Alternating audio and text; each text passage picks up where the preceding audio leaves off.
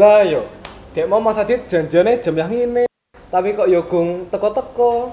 Adit suwi lho, ngene-ngene ya kan. Nah, makanya itu. Ada sobat seduduk keren. Halo sobat seduduk keren. Kembali lagi di podcast seduduk keren. Sejenak duduk dengerin obrolan katekese Romone Nganjuk. Nah, selamat malam sobat seduduk keren. Tema podcast pada hari ini yaitu kita membawakan tema tentang Ekaristi nih teman-teman. Tunggu. Kita kan mau ngobrol bareng sama Mas Adit kan yang dari tadi kita udah nungguin tuh nggak datang. Nah, ya kan? iya, betul. Nah, tak telepon dulu aja. Nah, iya. Biar datang ya kan? Betul. Kalau Telepon dulu aja. itu kurang asik ya kan.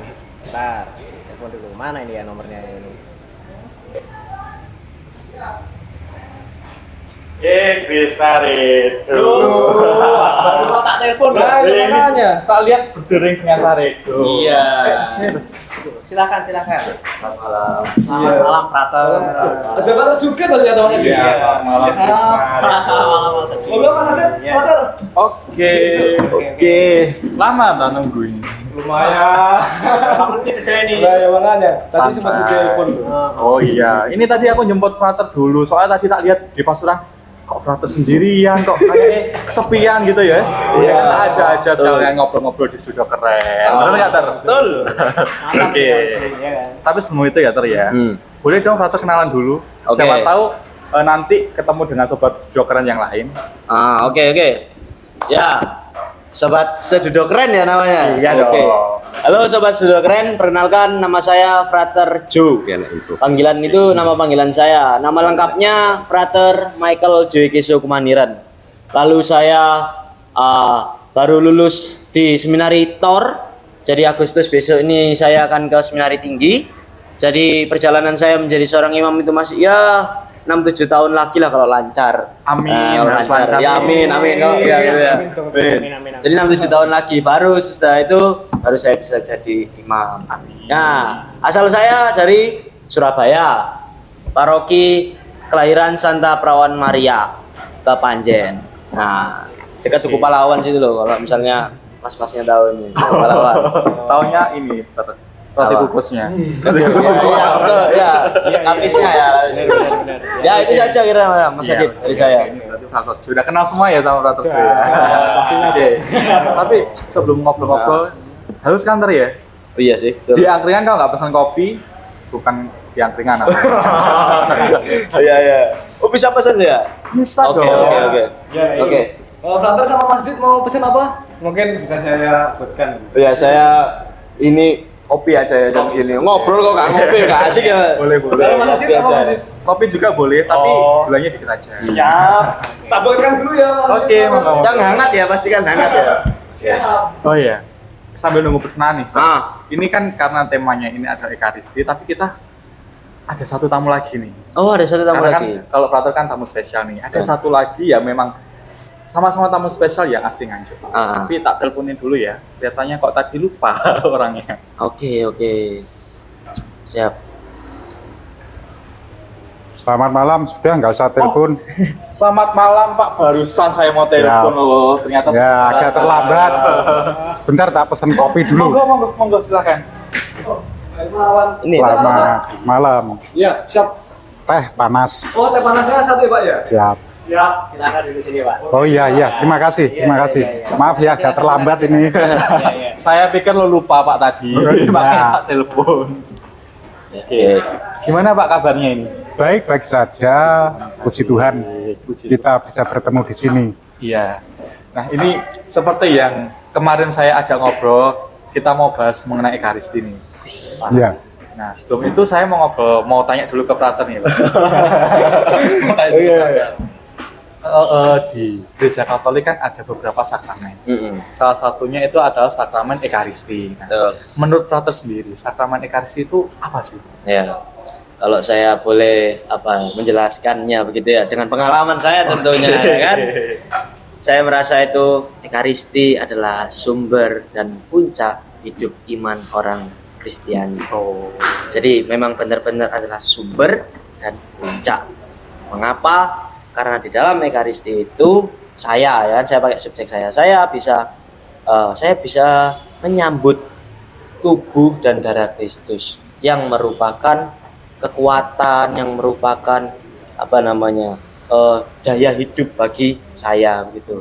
Terlebih saya dalam menjalani panggilan ini ya, menjadi seorang calon imam gitu. Jadi saya kalau misalnya di seminari Gunda sedang capek, ya entah kenapa ya, ketika saya ekaristi dan saya benar-benar mau percaya bahwa yang saya sambut itu Yesus, maka di situ perlahan-lahan gairah untuk terus menjalani panggilan itu bertumbuh. Luar biasa. Ya, gitu. Mantap. Tapi ya tetap ada fase saya gak males. Ada, tapi itu bagi saya memang ekaristi itu benar-benar sumber dan puncak hidup bagi orang Kristen. Itu dari saya.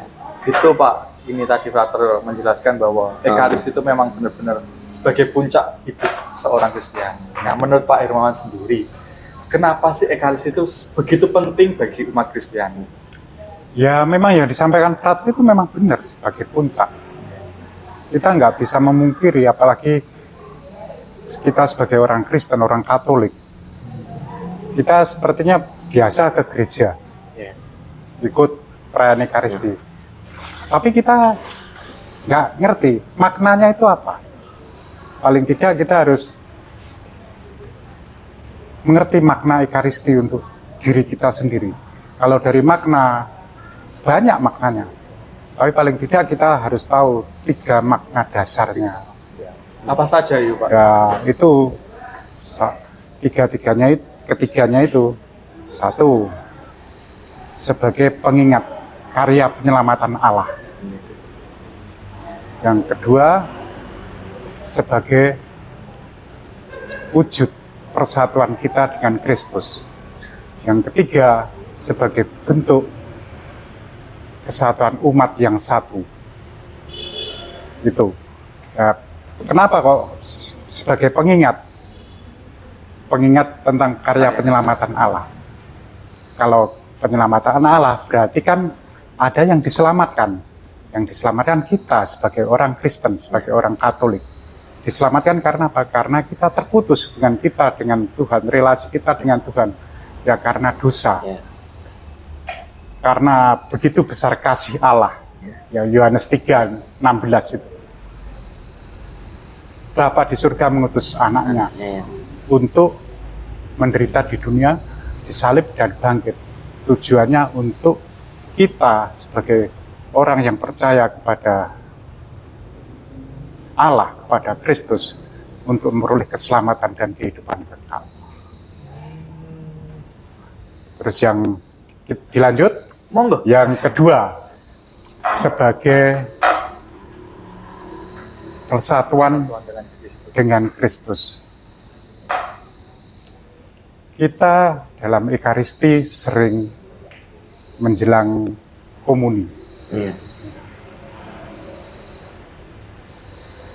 Apa itu? Kan ada kata-kata waktu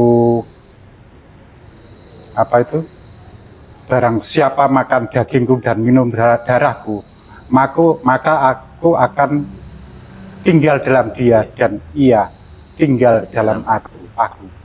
Itulah sebagai bentuk persatuan dengan Kristus. Apalagi setelah kita menerima tubuh dan darah dalam bentuk hosti. Itu sebagai simbol kita sudah menyatu dengan Kristus. Itu pun juga ada tujuannya. Tujuannya supaya kita lebih mendalami maknanya. Oleh karena itu paling tidak kan dalam perintah gereja ya, Frater ya. Misa minimum 1 minggu sekali.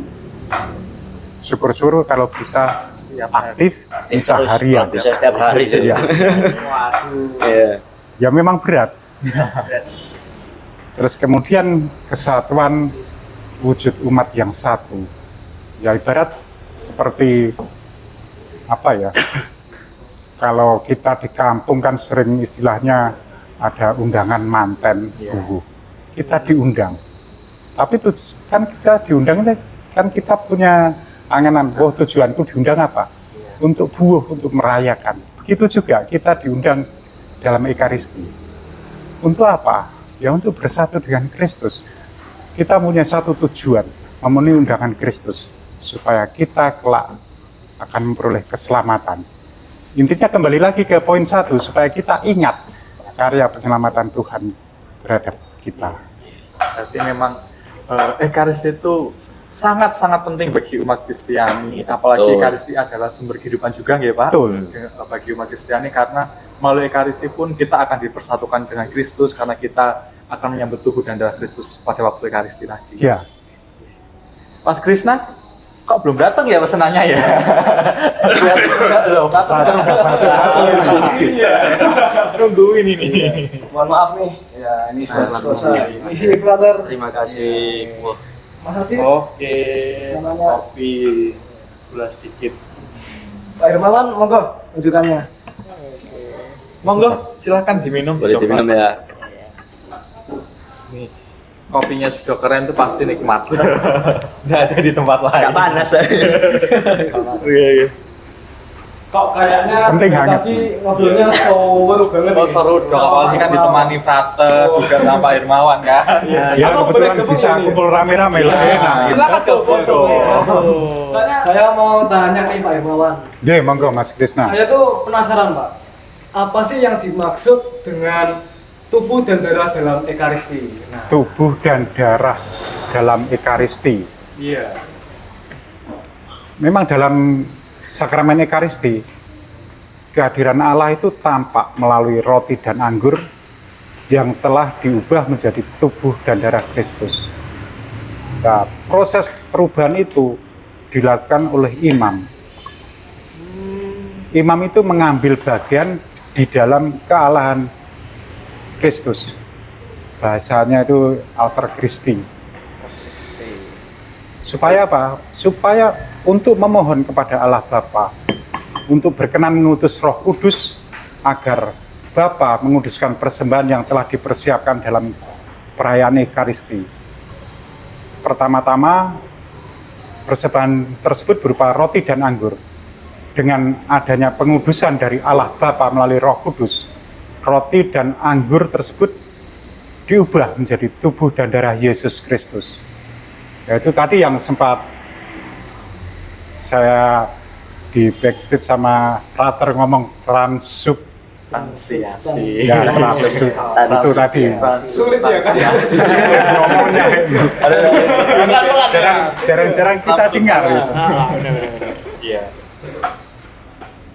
Berarti memang tubuh dan darah Kristus dalam Ekaristi itu adalah dipercayai oleh umat Katolik bahwa itu adalah benar-benar tubuh dan darah Yesus ketika Benar. mengorbankan dirinya di kayu salib. Benar, iya. Jadi itu sesuai dengan kehendak Allah untuk mengubah sesuatu yang bersifat kodrati menjadi sesuatu yang adikodrati. Itu harus kita paham. Makanya kalau kita menerima tubuh dan darah dalam Ekaristi, kondisi kita harus benar-benar dalam keadaan rahmat. Oke. Nah, seperti yang dikatakan Pak Hermawan ini, Frater, di Ekaristi kita itu ada tubuh dan darah Kristus. Betul. Nah, tadi juga dikatakan bahwa tubuh dan darah Kristus ini asalnya adalah roti dan anggur. Nah, menurut Frater nih, kenapa kok roti dan anggur bukan hal yang lain? Oke. Kenapa gitu ya roti dan anggur? Aslinya Kenapa? bisa yang lain gitu ya. Kan mungkin bisa seblak, bakso. Betul, enak ya. Oke. Enak. Kenapa kok roti dan anggur gitu? Gitu. Kalau misalnya kita lihat dari berdasarkan kitab suci, ya ada Injil Matius. Tuh, Injil Matius itu mencatat bahwa ketika perjamuan malam terakhir, yang Yesus katakan adalah Yesus mengambil roti, bukan Yesus mengambil seblak. Yesus mengambil roti. Nah, lalu juga dia mengambil cawan berisi anggur. Nah, jadi dalam gereja Katolik kita selalu tahu kan bahwa tradisi, misterium dan kitab suci itu adalah patokan begitu ya, mungkin bisa dibilang patokan. Nah, makanya mengapa Ekaristi saat ini itu hanya ada roti dan anggur ya, karena pada saat zaman Yesus ya itu yang dipakai roti dan anggur. Nah, itu pun rotinya itu ada kriteria tertentu, anggurnya itu pun ada kriteria tertentu. Nah, apa kriteria tertentunya? Nah, ya itu saya juga lupa. Mungkin nanti kalau Ada ayam. Halo, jelaskan. Ya Nah, oh sih. seingat saya tuh rotinya tuh pokoknya apa ya? Bukan kayak roti-roti Holland Bakery, bukan. Kayak roti tak beragi. Roti tak beragi. Tetap berani. Tuh anggurnya juga ya bener-bener murni. anggur murni. Tuh, pokoknya kalangannya itulah. Nah, memang tradisinya zaman Yesus itu seperti itu. Dan itu juga setelah Yesus wafat pun, nah, kisah para rasul mencatat bahwa kehidupan jemaat perdana itu adalah berkumpul dan memecah-mecahkan roti. Makanya di situ kan ya sudah yang kita pakai sampai saat ini sesuai dengan tradisi suci dan Alkitab adalah roti dan anggur. Berarti memang setelah Yesus naik ke surga, jemaat perdana memang berkumpul memecahkan roti. Anggur dan anggur ya betul. Nah, ini sambil berdoa. Iya. iya, oke. Nah, ini ganti aku mau tanya nih. Kan Iya. tadi nyimak doang kan ya kan pengen tanya juga ya kan. Ya. Tadi kan menurut Frater itu kenapa kok roti dan anggur yang dipakai kan menurut kitab suci dan menurut zamannya Yesus kan roti dan anggur ya. Iya. Nah sekarang aku ini penasaran banget nih sama jawabannya Pak Hermawan. Menurut Pak Hermawan ini kenapa kok roti dan anggur? Kan tadi katanya Frater menurut kitab suci ya. Nah kalau menurut dari Pak Hermawan sendiri itu gimana Pak? Ya kita nggak bisa memungkiri apa yang disampaikan Frater tadi dari tradisi suci, dari pengajaran, dari kitab suci. Itu nggak bisa kita pungkiri, apalagi dari tradisi. Sejak pasca pertama orang Israel, perayaan darah itu juga dari darah domba yang disembelih. Akhirnya berangsur-angsur menjadi roti dan anggur. Itu budaya Yahudi. Sudah mendarah daging di pesta-pesta seperti perkawinan di Kana. Yesus mengubah air menjadi anggur. Itu seperti sudah apa ya, minuman paten dalam perayaan tradisi, perayaan ritual sudah paten. Sudah paten ya berarti ya. Berarti intinya itu kayak ya tetap menurut kayak zaman dulu itu kan Ya. memang populernya diibaratkan seperti roti dan anggur ya. Soalnya kan memang belum ada nih dulu sebelah ya kan, belum ada, nggak bisa nih, nggak bisa diibaratkan sebelah. Memang kita harus melihat dari tradisinya seperti memang itu. tradisi. Oke. Tuh, masnya. Ada tambahan lagi Pak mungkin? Ya sebenarnya kalau nambah-nambah itu banyak. Itu di kitab kanonik itu juga disebut semacam seperti itu. Cuma saya sebagai orang awam juga nggak tahu itu artikel yang nomor berapa. Oh itu. iya itu terlalu lebih Kan dalam. sekian banyak artikel. Tebel lah. Iya, betul. Tebel itu. Ya. Saya mau tanya lagi nih Pak. Pak ini dari tadi rasanya tuh pengen tanya aja, penasaran gitu. Harus tanya. Ya, silakan Mas Krisna, silakan. Daripada nggak tanya ya kan. Betul. Nah, gini Pak Hermawan. Saya kan sering kali melihat itu setiap hari Minggu sama hari raya besar lainnya itu ada petugas yang membagikan hosti nih Pak Hermawan. Ya. Memakai apa namanya jubah putih-putih. Nah itu asisten imam dalam gereja Katolik itu apa sih Pak Hermawan? Dan juga apakah asisten imam itu bisa memimpin sakramen-sakramen nih Pak Hermawan? Ya, Mas Krisna. Asisten imam dalam gereja Katolik itu adalah petugas liturgi dari kaum awam yang diusulkan oleh pastor kepala paroki. Diusulkan oleh pastor kepala paroki dan diangkat oleh uskup melalui surat keputusan. Serta dilantik untuk membantu tugas pastor kepala paroki pada tempat tertentu. Jadi ada wilayahnya. Wilayahnya ya di paroki yang bersangkutan.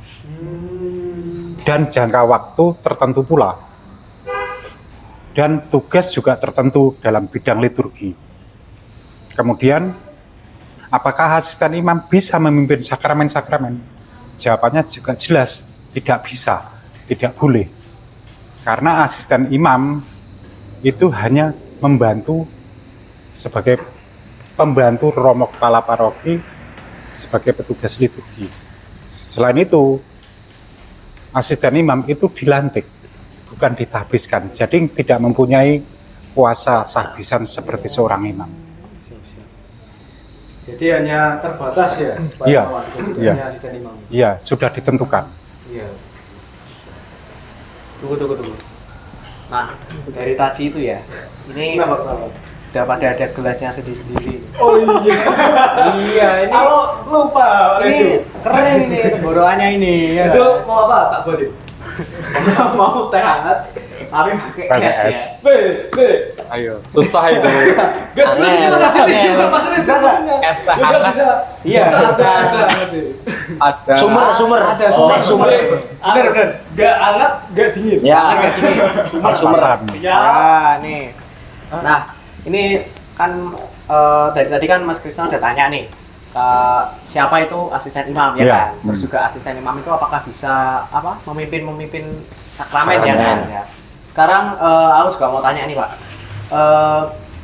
Ini flashback dikit ya. Tadi kan kita ngobrolin tentang roti dan anggur ya dalam Ekaristi. Iya.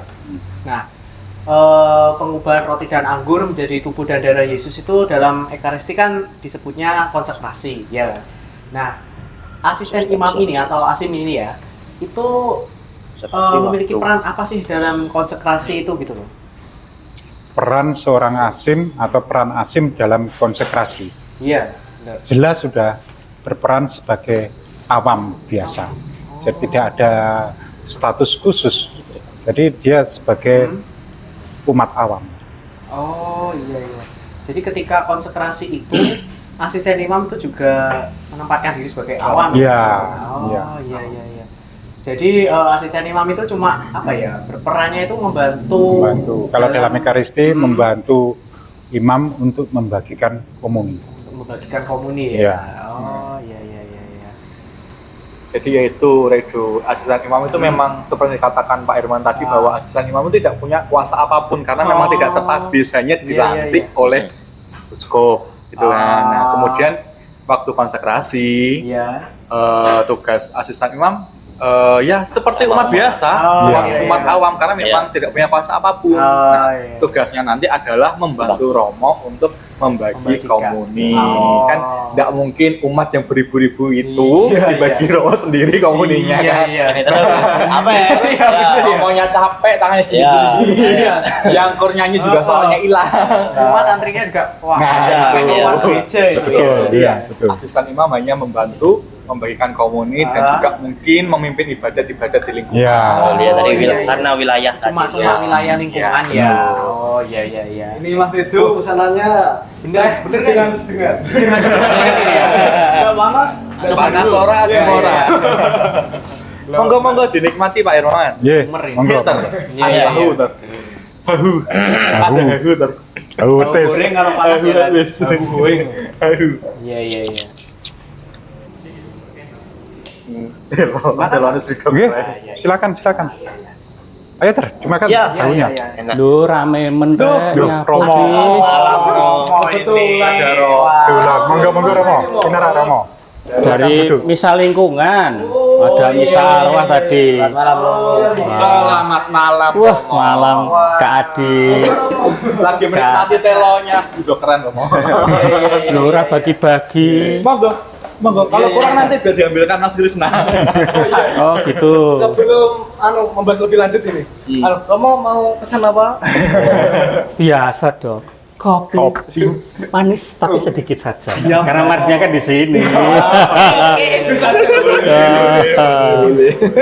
Ini ngomong-ngomong Romo dari mana ini? Loh, tadi udah jelaskan dari misa lingkungan. Oh, lingkungan misa. Oh, pantesan tadi Bukan di lingkungan pasukan. misa. Oh, lingkungan. Misa lingkungan, Pantesan ada tadi. misa arwah. Frater tadi di pasukan kok sendiri. Kasihan makanya tak ajak sih. Oh. Takut ya? Takut ya? Jaga pasuran, Oh, tak kirain takut.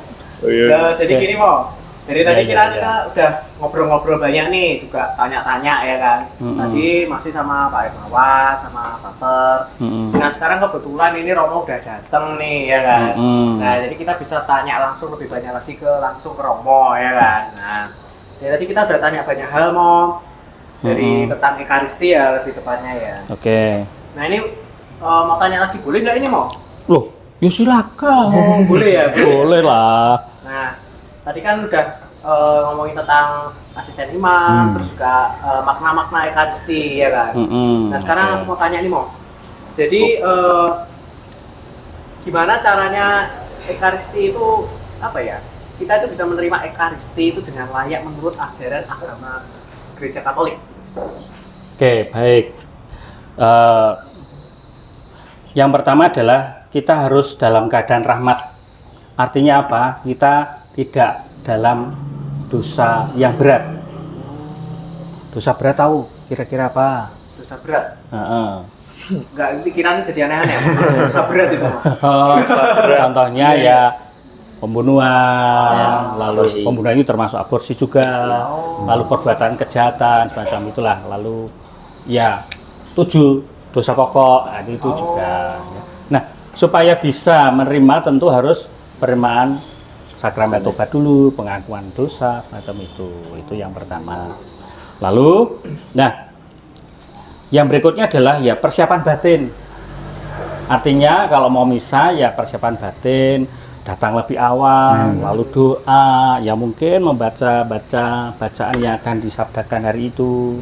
Lalu ya doa, hening, bukan terus duduk ketemu koncone. Waduh. Ngobrol, ya. Enggak, itu jangan ya. Lalu yang berikutnya ya mengikuti dengan hikmat. Ya kita waktunya duduk ya duduk, berdiri ya berdiri, kita waktunya harus menanggapi jawaban-jawaban juga. Ya nyanyi juga harus nyanyi. Jangan terus apalagi terus ada yang lihat yang cantik terus lirik-lirik. Banyak itu anak muda itu. Banyak. Ya. Tapi ya jangan diulang ya. Lalu yang berikutnya adalah yang namanya puasa Ekaristi. Ada ajaran dari zaman dulu, ya pengalaman dari dulu bahwa sebelum kita misa kita harus puasa. Ya bolehlah minum tapi air putih. Di puasa tidak boleh makan, sebagainya itu 1 jam sebelum misa. 1 jam sebelum misa. Ya. Kalau selain air putih boleh nggak? Tapi minum doang, nggak boleh. Ya air putih saja. Kan kalau berwarna manis kan berarti sudah Nggak penting. beda. Sudah makan gulai. Sudah ada kandungan yang lain ya. Oh, iya, Nah, lalu yang tentu sebagai orang yang mau menghadap Tuhan tentu kita harus mandi, pakaian yang ganteng. Sedikit gaya pakai lengan panjang biasanya nggak pernah ini. Lalu juga ya kita waktu berdiri ya berdiri baik, ojo karo kakinya miris petangkring atau gimana kalau duduk Senggol-senggolan ya. sama temen. Nah, itu ya. tuh senggol-senggolan itu. Lalu ya sebelum kita menerima komuni kita berdoa, mensyukuri, memohon berkat agar Tuhan yang kita sambut sungguh kita terima dengan kita layak dan bawa berkat. Setelahnya juga ya. Nah itu. Lalu kalau menerimanya sih ada 2, tetapi lazimnya di Indonesia dengan tangan. Jadi tangan kiri di atas, telapak bawah gini.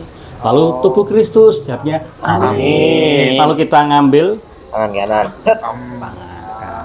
ya kecuali kalau kidal ya oke lah, tapi pada lazimnya kalau kidal bagaimana bingung. Lalu juga yang kedua yang kadangkala di beberapa negara itu dengan membuka mulut. Oh, buka mulut. Ya, tapi jangan lupa jawab aminnya sebelum kita menerima. menerima. sebelum masuk ya? Iya, nanti kalau kalau amin gini nanti tangan jarinya romo yang kemakan. Itu. Nah itu nanti nggak higienis. Apalagi masa pandemi itu, wah, itu menyebarkan virus ya. Iya. Oke, itu. Lalu mengatakan amin itu penting. Mengapa kita menyetujui bahwa ini adalah tubuh Tuhan, bukan lagi oh itu roti, bukan, tapi itu Tuhan. Itu mas. Jadi sama tanya dikit nih mau. Tadi Ya. kan yang menerima tangan kirinya di atas ya? Ya. Tangannya di bawah. Ini mau tanya dikit ke Allah ya? Ya. Itu kan biasanya kayak banyak lihat nih kalau di pas misa-misa itu kayak kayak membersihkan tangan kirinya gitu loh. Ya itu kenapa itu? Ya, kita kan harus sungguh menghargai ini adalah tubuh Tuhan. Oh. Jadi harus kita lihat apakah di telapak tangan kita ada remah-remah meskipun kecil kita harus kan. Nanti kalau jatuh kan kita tidak menghargai, tidak menghormati Tuhan. Bener-bener. Nah, Oh ternyata. seperti kalau Romo itu kan juga ya sampai di bekas pialanya kan Harus dibersihkan. iya. Karena memang secuil apapun itu kita Nah, mempercayai bahwa itu itu adalah Tuhan. tubuh Tuhan. Tubuh Kristus. Ya, tubuh Kristus. Tuhan hadir di situ. Gitu.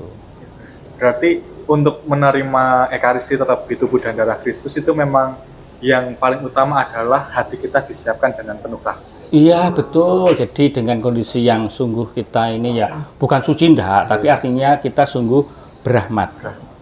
Nah kalau ada dosa-dosa kecil ya bisa dilakukan waktu sakram doa sapaan tobat itu.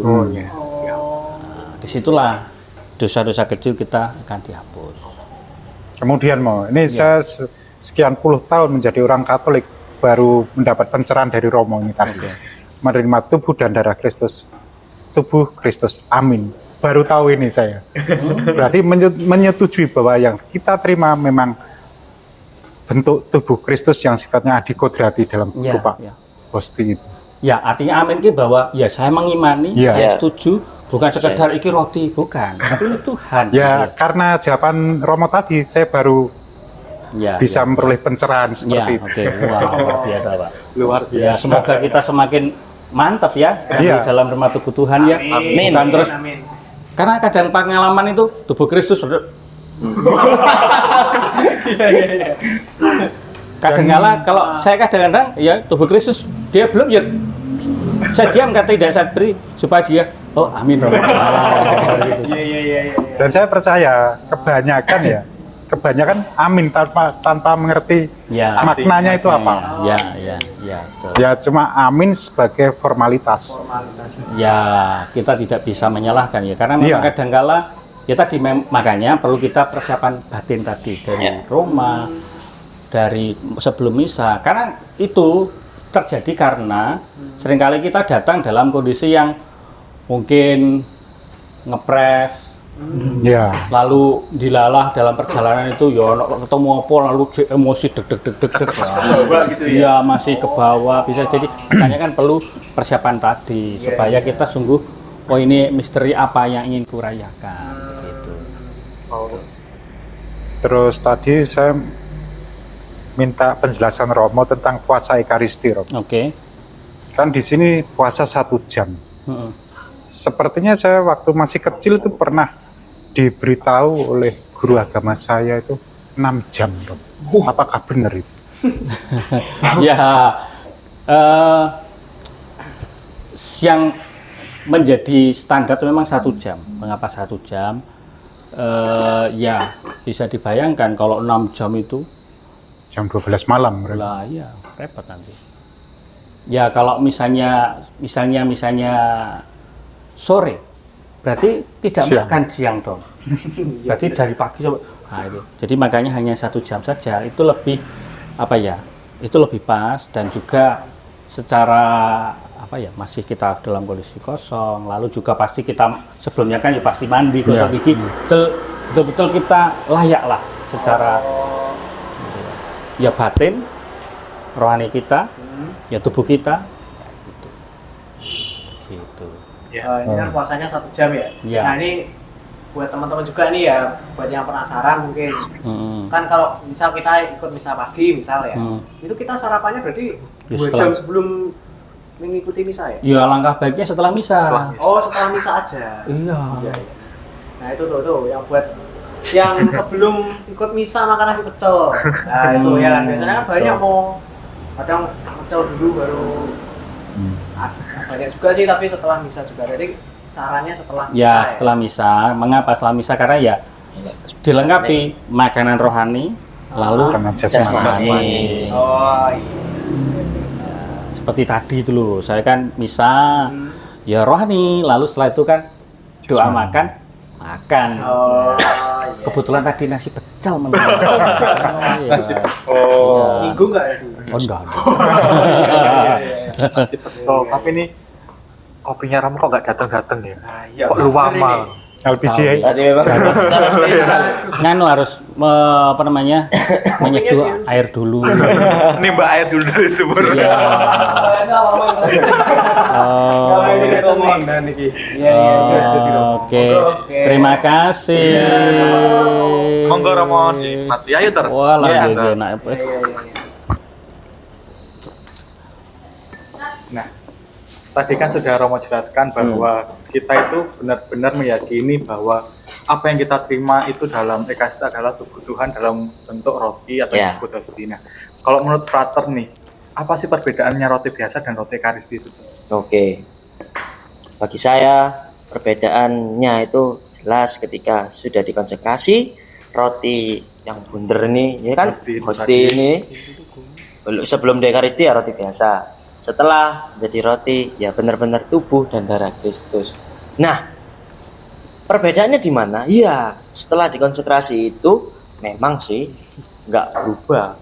Tapi kalau misalnya ajaran gereja benar-benar meyakini bahwa setelah konsekrasi hosti itu berubah menjadi tubuh dan darah Kristus. Nah, lebih lanjutnya ya pasti Romo.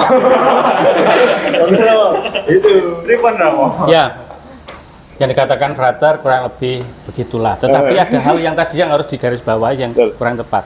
Bukannya tidak berubah, tetap berubah. Oh, yang- Tetapi ada yang tetap. Roti biasa adalah roti biasa yang disebut hosti itu ya. Hosti. Lalu ya itu digunakan sebagai simbol untuk persiapan perjamuan Ekaristi. Nah, akan menjadi tubuh dan darah Kristus secara substansi. Artinya bahwa kalau dilihat yaitu hosti tadi. Tetapi di saat ada konsekrasi menjadi tubuh Tuhan dan darah Tuhan. Tapi kalau dilihat ya hosti, Hosti. tetapi secara esensial Secara- substansi adalah tubuh dan darah Tuhan. Nah, bagaimana kita harus memaknai itu dengan iman?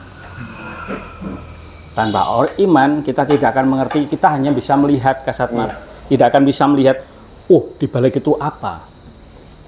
Jadi yang dulu Frater ini, apakah ada yang di baliknya itu? Lah, lihatnya ya iki wong begini blegernya.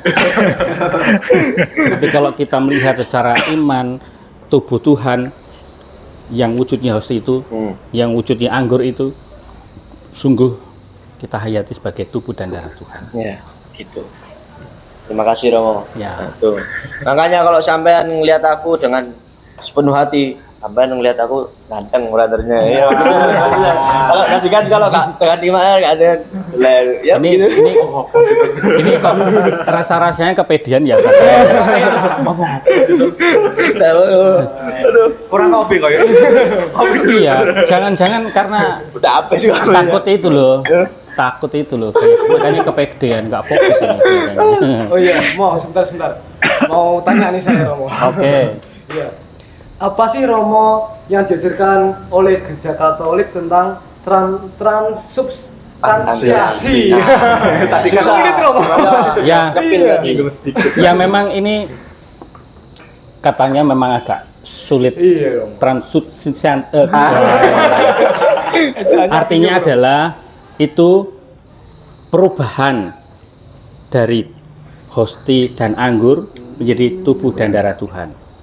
Nah, bagaimana kita gereja mengajarkan bahwa yang digunakan Tuhan di dalam perjamuan Ekaristi adalah hosti dan anggur itu diajarkan kepada kita bahwa di saat dalam kata-kata konsekrasi, inilah tubuhku yang diserahkan bagimu, inilah darahku, darah perjanjian baru bla bla bla, lakukan ini, itu merubah menjadi tubuh dan darah Kristus. Nah, memang ajaran itu sungguh perkembangannya luar biasa, perkembangannya ya, dari konsili-konsili itu ya. Ya, secara sederhananya begitulah. Jadi nanti saya jelaskan panjang lebar. Ya memang istilahnya transubstansiasi. Artinya adalah perubahan secara substansi. Nah, itu. Fisik seperti tadi saya ngulangi tadi, fisiknya sama. Jadi misalnya ini air, tapi kalau dilihat, nah gitu. Dilihat sama, tetapi secara penghayatan iman kita sudah menjadi tubuh dan darah Tuhan. Yaitu melalui konsekrasi, mohon karunia rahmat Roh Kudus untuk mengubah hosti ini menjadi tubuh dan darah Kristus.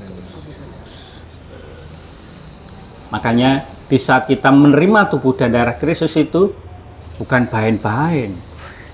Kita ikut ambil bagian dalam hidup Yesus. Jadi, nanti kelak dalam Ekaristi itu sama saja kita ngicipi perjamuan kelak dalam perjamuan surgawi. Waduh. Makanya itu tidak boleh kita bahan-bahan dalam Ekaristi. Makanya tadi persiapan, kita sungguh berahmat, puasa, sikapnya juga baik. Itu karena itu. Kalau kita nanti datang wis telat, pulang cepat, apa menenang gereja teko terus senggol-senggolan, Nah, senggol-senggolan karena ada melihat, wih, ada yang bening nih. Itu langsung galatan. Kan kadang-kala itu. Sekarang ini kan gaya tren itu kan kelihatannya masuk gereja ambil air suci gini ya. Tapi sambil Cari-cari gitu. cari tempat duduk mana yang kosong. Begitu. Mestinya kan tanda salib dulu baru setelah itu. Oh ya sama. Iya dong. Baru nyari. Oh, Jangan sambil celingak-celinguk. Tapi kayak terusan. Jangan ya. Jangan tuh biasanya Waduh. Enggak dong. Kira-kira ya kadang-kala. Kadang-kala agak terlambat ya ngepres. Iya. Iya. Tapi ya kalau pas tugas dia enggak kok. Iya. Nanti dimarahi pembina dong. Waduh kok takut saat karena dimarahi bagaimana nih Mas Chris? Takut.